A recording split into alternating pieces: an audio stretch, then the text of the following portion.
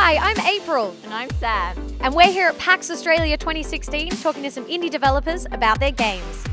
They're fun, they're quirky, and we're going to be covering all genres. So, let's go.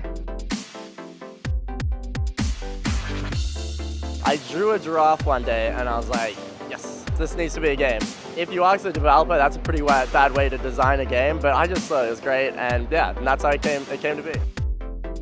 I tried to imagine what David Bowie, if he had to go on like a journey to create Ziggy Stardust and came back as Ziggy Stardust, that's kind of the idea behind it.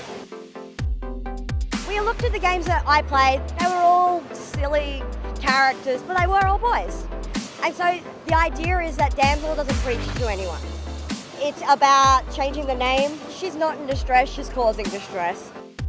I'm a game designer, I want to make things fun, that sort of thing. So like, don't tell the kids it's educational and they'll eat it up. That sort of business, and that's sort of where we're coming from. It's sort of fighting to buck the trend of education games at the moment, the stigma that they're sort of holding, making it a bit more fun.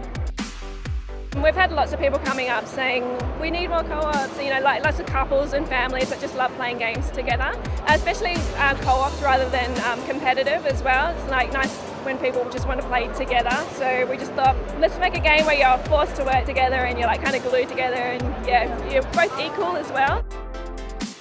If you're going to do your own stuff and go indie, you definitely want to think about scope. Scope is the single most important thing you can think of, I think.